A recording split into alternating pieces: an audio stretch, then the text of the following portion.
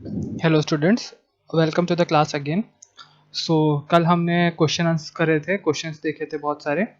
हमने question example number 12 तक देख लिया था। आज हम 13th पे चलते हैं। क्वेश्चन नंबर 13 जो है हमारा, उसमें है ऐड और subtract the following as required within Indian numeral system. मतलब हमें इंडियन न्यूमरल सिस्टम में इसको देखना है। अभी देखो, ये जो मैथमेटिकली जो 1 2 3 लिखा जाता है, ये इंटरनेशनल सिस्टम कह सकते हैं हमको। हमारे पास वैसी गिनती हिंदी में भी आपने कई सारी जगह लिखा देखा भी होगा कि ऐसा लिखा हुआ होता है ना, कुछ कुछ गाड़ियों के नंबर प्लेट पे। यूजुअली अब तो सारा स्टैंडर्डाइज कर दिया गया है कि सब इंटरनेशनल सिस्टम में आएगा। बाकी पहले के टाइम पे ऐसा होता हुआ था, ऐसा लिखा हुआ आता था। तो जैसे कि हमारा हम लोग इंटरनेशनल सिस्टम में 1 लिखते हैं, तो हम इंडियन में सिस्टम में 1 कैसे लिखते हैं, ये देखो। ठीक है, ये हमारा 1 है। ठीक है, ये हमारा 2 है। 2 ऑलमोस्ट सेम है, जैसे हम यूजुअली हम जब यहाँ पे भी इंटरनेशनल सिस्टम में भी कभी कभी 2 ऐसे ही लिखते हैं ना, तो 2 ऑलमोस्ट सेम है। फिर हमारे पास 3 है। 3 भी ऑलमोस्ट सेम है, बस नीचे एक ये लाइन है ऐसी एक्स्ट्रा। ठीक है, 4 4 थोड़ा सा डिफरेंट है। ये देखो 5 और हम जो 4 लिखते हैं, इसमें कंफ्यूज मत होना, क्योंकि यहाँ इंडियन न्यूमरल सिस्टम में 4, उनका जो इंडियन न्यूमरल सिस्टम का 4 है और जो इंटरनेशनल सिस्टम का 4 है, दोनों ऑलमोस्ट एक जैसे लगते हैं। हाँ, इंडियन सिस्टम में हम ऐसे लिखने को कहते हैं, पर हम वो भी ऐसे ही लिखते हैं ना, तो कंफ्यूज मत होना ये। और इसको 2 तरीके से लिखा भी जा सकता है। लेकिन इंडियन सिस्टम में 4 कैसे लिखते हैं, वो देखो, जैसा हम 8 लिखते हैं वैसा, बट आधा खुला हुआ। ठीक है, ऊपर की तरफ से पूरा बंद नहीं होगा। तो आई होप सो आपको ये भी समझ आ गया। उसी तरह से ये 5 में आपको ऑलरेडी बता चुका हूँ। फिर हम देख लेते हैं 6 6 उल्टा 3, जैसे 3 था, 3 का जस्ट उल्टा 6 बन गया। 7 7 ऊ की मात्रा जैसी लग रही है थोड़ी बहुत। ठीक है, फिर हमारा 8, ये 8 देखो। फिर हमारा 9 और ये हमारा 10। 10 ये 1 है, ये 1 हमने पढ़ा था, वो 1 है, और ये 0 है। हिंदी यहाँ पे भी 0 ऐसे ही लिखता है, पर 0 की साइज जो होती है वो थोड़ी छोटी होती है। ठीक है, तो आई होप सो आपको समझ गया होगा सारा। वापस एक बार देख लेते हैं हम लोग।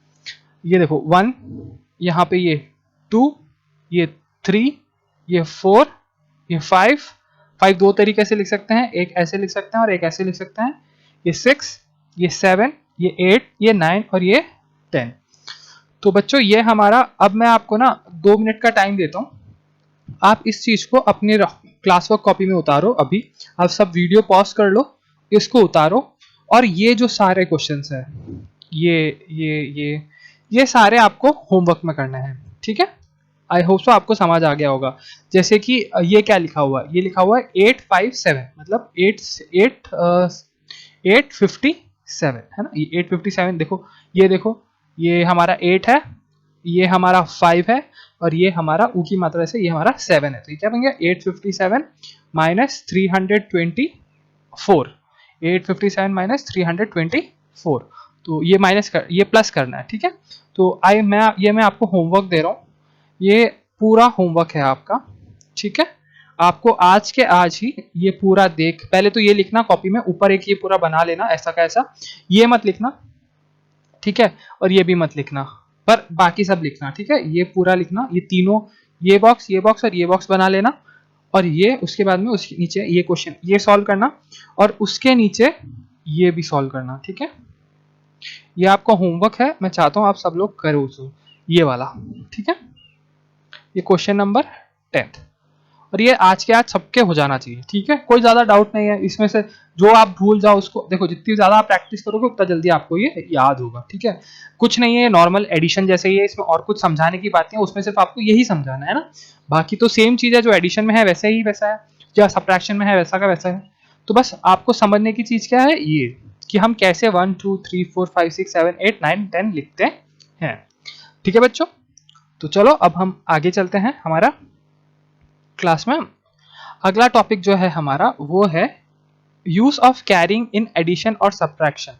हमने ऑलरेडी देखा था कि कैरी फॉरवर्ड जो हम करते हैं वो कैसे काम करता है, कैसे हम ऐड या सब्ट्रैक्ट करते हैं। ठीक है, तो चलो एक बार और हम लोग देख, यहाँ एक और बार समझ लेते हैं जब बुक में लिखा हुआ है। तो चलो, एडिशन, सबसे पहले हम एडिशन देखते हैं कि कैरी फॉरवर्ड में एडिशन कैसे। कैरी फॉरवर्ड कल मैंने आपको बताया था ना क्या होता था, मतलब पिछली क्लासेस में बताया था कि कैरी फॉरवर्ड मतलब क्या होता है।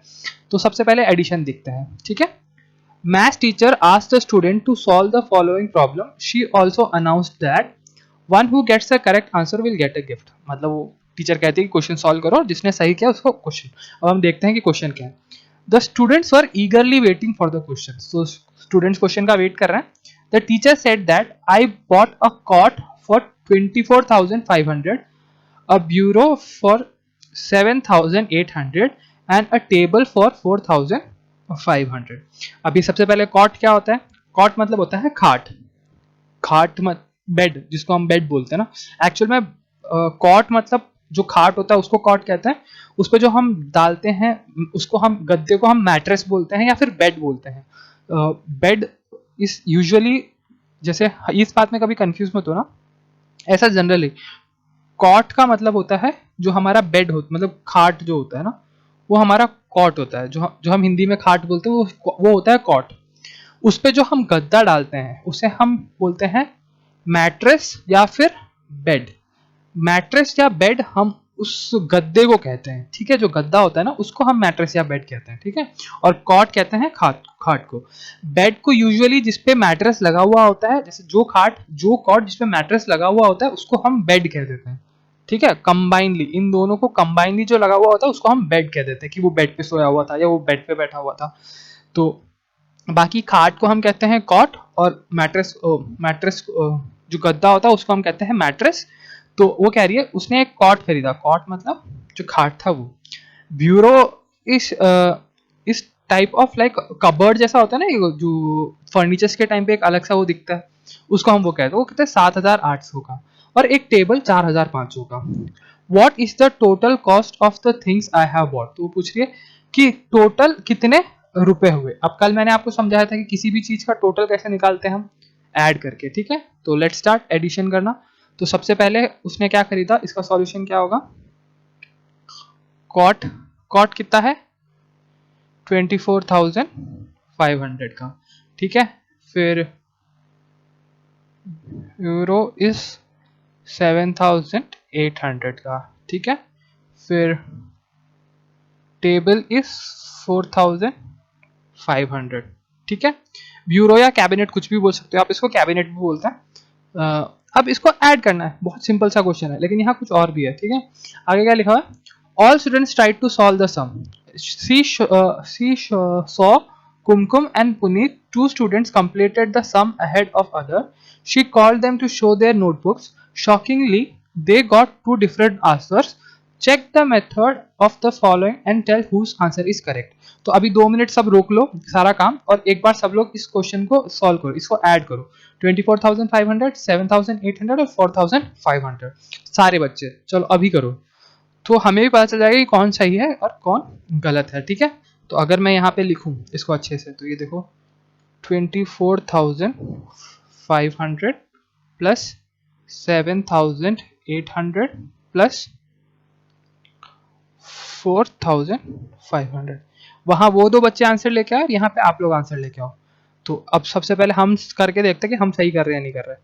यहाँ 0 0 0 को ऐड करोगे तो क्या आएगा 0. इधर 0 0 0 को ऐड करोगे तो क्या आएगा 0. अब यहाँ देखो 5 और प्लस 5 ऐड किया कितना हुआ 10. 10 प्लस 8 18. तो 18 का 8 आया. 1 का क्या करूं मैं, यहाँ लिख दूं क्या, नहीं. 1 क्या होगा, 1 जाएगा कैरी फॉरवर्ड ऊपर. कहाँ पे कैरी फॉरवर्ड होगा, अगले इसके ऊपर. तो 1 कैरी फॉरवर्ड हुआ. अब देखो 4 प्लस 7 11, 11 प्लस 4 15, 15 प्लस 1 16. ठीक है, तो 16 का 6 आया यहाँ पे और 1 गया ऊपर. ठीक है, अब 2 प्लस 1 कितना हो गया 1. ये कैरी फॉरवर्ड हुआ है, यहाँ पे ये 16 आया था उसका 1 ऊपर चला गया. अब कितना हो गया ये 36,800. ये हमारा आंसर आ रहा है. अब हम कुमकुम और पुनीत के आंसर भी देख लेते हैं. तो सबसे पहले कुमकुम ने किया कॉस्ट ऑफ बेड 24,500 सही है. ब्यूरो 7,000 वो भी सही है और 4,500 ये भी ठीक है. फिर इसने ऐड किया, इसका आंसर आया तो कितना 2,51,800. अब इसका आंसर ये ऐसे कैसे आया 2,51,800. अब इसने क्या गलती करी होगी, ठीक है वो हम देखेंगे. तो इसका आंसर ये गलत है. फिर पुनीत ने किया सेम वही था, पर पुनीत ने क्या किया 36,800. हमारा भी वही आ रहा है 36,800. ठीक है, तो क्या इसने क्या गलती करी, इस लड़की ने क्या गलती करी एडिशन में, हम वो समझते हैं. ठीक है, तो कुमकुम ने क्या किया 24,500 प्लस 7,800 प्लस 4500। ठीक है, इसने सबसे पहले जीरो को तो जीरो लिख दिया, इधर जीरो वाले को भी ऐड किया, जीरो लिख दिया। अब यहाँ पे 18 जो आया है ना, उसने क्या किया पता है, 18 ऐसे लिख दिया। वो 1 तो ऊपर कैरी फॉरवर्ड होना था ना, लेकिन उसने क्या कर दिया, यहां लिख दिया। ठीक है, अब उसने ये गलती कर दी। अब इस पर पता नहीं उसने क्या किया, यहाँ पे इसने जोड़ा होगा 4 + 4 कितना हो गया, 4 + 4 8, 8 7 15, 15 का 5 यहाँ लिख दिया और इस 2 को नीचे उतार दिया। पता नहीं इसने क्या ही कर रखा है, क्या एडिशन कर रखा है। तो हमें पता है ये गलत है, क्योंकि पहली गलती तो उसने इसको कैरी फॉरवर्ड ही नहीं किया, इसने 18 को 18 जैसा लिख दिया। तो अब सबसे पहले हमने क्या करना था, हमें 18 1 को यहाँ ऊपर कैरी फॉरवर्ड करवाना था। ठीक है, लेकिन इस बच्चे ने सही किया। तो क्योंकि ऐसी गलती मत करना, एडिशन हमेशा सोच समझ के कैरी फॉरवर्ड लेके करना। ठीक है, तो ये था इसके बारे में थोड़ा सा कुछ। कल हम ये सारे एग्जाम्पल्स देखेंगे। ठीक है, कल हम सारे ये एग्जाम्पल्स खुद भी सॉल्व करके आना, फिर हम ये एक्सरसाइज करेंगे और फिर हमारा ये चैप्टर ऑलमोस्ट खत्म हो जाएगा। ठीक है, आई होप सो बच्चों आपको कोई डाउट नहीं होगा इसमें। ये एडिशन सब्ट्रैक्शन बहुत सिंपल सी चीज है, कैरी फॉरवर्ड ये हम पहले भी बहुत बार समझ चुके हैं। ठीक है, तो कोई कोई डाउट मत रखना। ठीक है, चलो हम एक बार इसी क्लास में ये सब्ट्रैक्शन भी देख लेते हैं ना, सब्ट्रैक्शन में भी क्या है। बाकी ये एग्जाम्पल कर लेना। ठीक है, ये क्वेश्चन लिख रखा है ना एग्जाम्पल, ये खुद कर लेना। ये एग्जाम्पल नंबर 1 आपको करना है, एग्जाम्पल नंबर 2 भी आपको करना है। ठीक है, ये मैं नहीं करवाऊंगा। ठीक है, एग्जाम्पल नंबर 3 पे आ जाओ, ये सब्ट्रैक्शन पे आ जाओ। Why you have not completed your homework still? Ask Kanishka's mother. Kanishka की मम्मी ने पूछा आपने अपना होमवर्क क्यों कर लिया। Mom I am not able to complete the particular problem, replied Kanishka. तो कनिष्का ने कहा कि मुझसे ये पर्टिकुलर प्रॉब्लम हो नहीं रहा। Mother had a glance of Kanishka's problem, तो मदर ग्लांस मतलब देखा। ठीक है, तो क्या लिखा हुआ था 2763, प्रॉब्लम क्या था 2763 माइनस 267, बहुत सिंपल सा था। अब तुम आप लोग बात करो एक बार, आप लोग कर पाओगे। हमने पहले भी समझा था इसको कई बार, तो वापस देख लेते हैं। नीचे 7 है, ऊपर 3 है, नीचे वाला बड़ा है, ऊपर वाला छोटा है। तो क्या करना पड़ेगा, 1 हमें इससे यहाँ से लेना पड़ेगा। तो 1 यहाँ पे लिया तो ये 13 हो गया, और ये कितना हो जाएगा, यहाँ ऊपर ये 5 हो जाएगा। 1 हमने कैरी लिया इसे, तो 13 हो गया और ये 5 हो गया। अब 13 में से 7 जा सकता है, हाँ 13 में से 7 जाएगा, तो यहाँ पे कितना आएगा, यहाँ आएगा 6। ठीक है, खुद ऐड करके देख लो, यहाँ 6 आएगा। ठीक है, अब यहाँ क्या है, अब यहाँ 6 होता तो यहाँ 0 हो जाता, लेकिन अब तो हमने 1 कैरी दिया तो यहाँ पे ये 5 हो गया था। अब 6 में से 5 तो जा नहीं सकता, क्योंकि 5 छोटा है, तो ये भी 1 कैरी लेगा।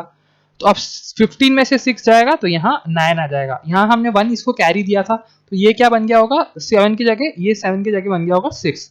तो 6 में से 2 जाएगा तो 4 आएगा, और यहाँ पे ऑलरेडी 2 है, तो ये आंसर क्या आया हमारा 2496। ठीक है, आई होप सो आप लोगों को भी पता चल गया होगा कैसे हमें सब्ट्रैक्ट करना है। ठीक है बच्चों, तो हमने थोड़ा बहुत सब्ट्रैक्शन के बारे में भी देख लिया। आई नो आप लोगों को अच्छे से पता है, क्योंकि मैंने स्टार्टिंग में सबसे पहले आपको यही समझाया था कि एडिशन और सब्ट्रैक्शन हम कैसे करते हैं। तो यहाँ बहुत सारे एग्जाम्पल्स है, ये सारे आपको सॉल्व करने हैं। तो ये चैप्टर ऑलमोस्ट कंप्लीट है, इस चैप्टर में और कुछ है नहीं ज़्यादा। इस हफ्ते हम ये चैप्टर भी कंप्लीट कर देंगे, तो हमारे 2 चैप्टर कंप्लीट हो जाएंगे। ठीक है, तो आई होप आप जल्दी से अपनी कॉपी किताब लाके मुझे सबमिट करो और स्कूल में चेक करो। So thank you students, we will meet in the next class.